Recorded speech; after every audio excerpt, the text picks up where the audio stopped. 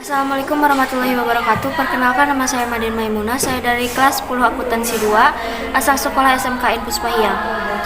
Di video ini saya ingin mempresentasikan mengenai sejarah Ibu Fatmawati.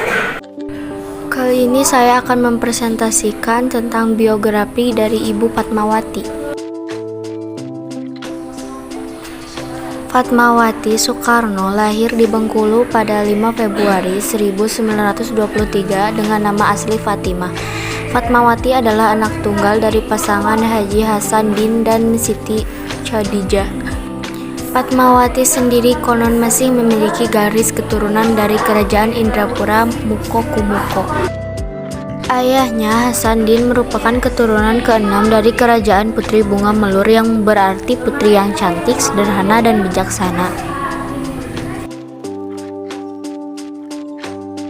Fatmawati mengenyam bangku sekolah di Hollands Inland School, sekolah setara SD milik Belanda khusus untuk anak pribumi. Lulus dari HIS, Fatmawati melanjutkan pendidikannya di sebuah sekolah milik Muhammadiyah di Bengkulu. Disinilah Fatmawati bertemu dengan Soekarno yang kelak menjadi suaminya. Saat itu, Soekarno tengah mengajar di sekolah tersebut setelah dipindahkan dari tempat pengasingan di daerah Flores, NTT ke daerah Bengkulu. Fatmawati juga dikenal sebagai gadis yang aktif berorganisasi, salah satunya aktif di Nasyatul Asya, sebuah organisasi perempuan yang berada di bawah naungan Muhammadiyah. Pada 1943, Fatmawati menikah dengan Soekarno. Karena posisi Soekarno tengah berada di Jakarta sedangkan Fatmawati di Bengkulu, pernikahan tersebut diwakili oleh seorang kerabat Soekarno.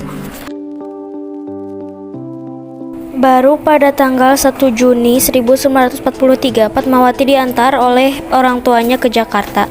Dari pernikahan tersebut, Fatmawati dan Soekarno dianugerahi anak diantaranya Megawati Soekarno Putri, Guntur Soekarno Putra, Rahmawati Soekarno Putri, Sukmawati Soekarno Putri, serta Guru Soekarno Putra.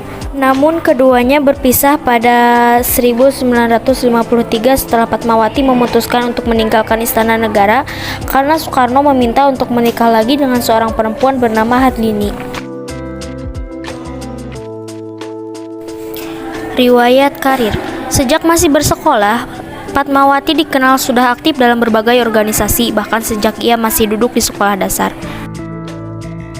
Di Nasyatul Aisyah, Fatmawati aktif sebagai pembaca ayat Al-Quran, anggota paduan suara, serta pawai obor.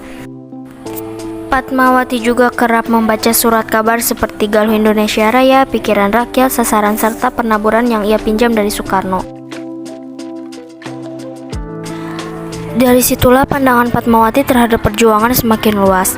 Setelah menjadi istri Soekarno dan tinggal bersamanya di Jakarta, Fatmawati mulai aktif berdiskusi dengan para tokoh wanita seperti Nyai Sukaptina dan beberapa tokoh yang lain. Dari berbagai aktivitasnya tersebut, Fatmawati mendapat peluang mengenal lebih jauh permasalahan perjuangan. Jiwa nasionalisme Fatmawati semakin kuat pada 1944 ketika bangsa Indonesia tengah mempersiapkan kemerdekaannya.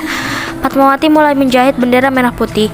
Bendera inilah yang nantinya dikibarkan pertama kali dalam proklamasi kemerdekaan Indonesia pada 17 Agustus 1946 di Jalan Pagangsaan Timur nomor 56 Jakarta yang kini bernama Jalan Proklamasi nomor 56.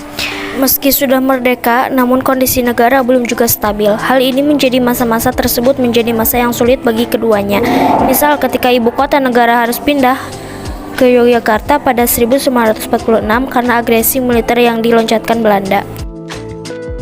Kendati demikian, Fatmawati tetap setia menemani Soekarno. Bersama putranya, Guntur yang masih bayi, Fatmawati setia menampingi Soekarno berpindah dari satu kota ke kota lain. Fatmawati juga sangat peduli dengan para perempuannya. Ia berhasil menjadikan Nyai Wakijah Sukijo, Nyai Puja Utomo, dan Nyai Mahmudah Mas'ud menjadi anggota perempuan dalam kepengguruan KNIP. Fatmawati juga memiliki peran sentral ketika ia memperjuangkan perubahan keresidenan Bengkulu menjadi Provinsi Bengkulu pada kurun waktu 1965 sampai 1968. Wati meninggal pada 14 Mei 1980 di Kuala Lumpur, Malaysia karena serangan jantung ketika dalam perjalanan pulang dari Mekah setelah menunaikan ibadah umroh. Fatmawati dimakamkan di Taman Pemakaman Umum Karet Bifak di Jalan Karet Pasar Baru Barat, Karet Tensin, Tanah Abang, Kota Jakarta Pusat, Daerah Khusus Ibu Kota Jakarta. Sekian presentasi dari saya. Mohon maaf apabila banyak kesalahan dan kekurangan. Wassalamualaikum warahmatullahi wabarakatuh.